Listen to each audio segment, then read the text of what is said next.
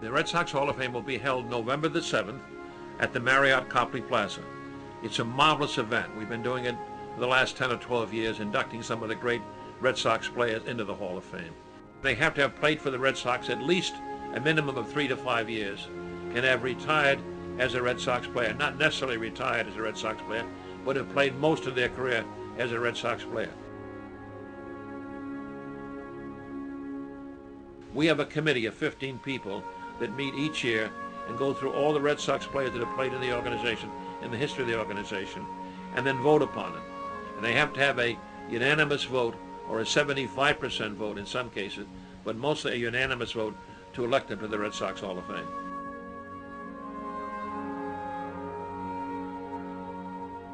This year we're doing Mo Vaughn, who was an MVP in the American League in 1985, one of the great power hitters in Red Sox history. We're doing Mike Greenwell, another great Red Sox player, who was a 303 career hitter for the Red Sox in his 10 years playing for the Red Sox. We're doing Bill Lee, probably has appeared in more games than any left-hand pitcher in Red Sox City. Had won 17 consecutive games, 3 straight years in a row, and one of the great left-hand pitchers in Red Sox history. We're doing Frank Sullivan, American League All-Star, and a great pitcher also. We're going to do Ed Kenny. Ed Kenny had been with the organization as Director of Minor League Operations for 41 years. Many of the great players, Ted Williams, Carl Yastrzemski, Carlton Fisk, were developed in his time, and they had a great farm system. Eddie Kenny ran that for 41 years. We're doing George Digby, one of our great scouts who signed Wade Boggs, Mike Greenwell, so many great players in Red Sox, and worked for the organization for 50 years, scouted for the Red Sox. He's being inducted. And then we generally do a great moment in Red Sox history, and this year we're going to do Ted Williams' last home run, last at-bat. It was in September the 28th, 1960. His last game he'd ever play, in his last at-bat, he homered into right field. That's one of the great moments in Red Sox history, and that's going to be honored.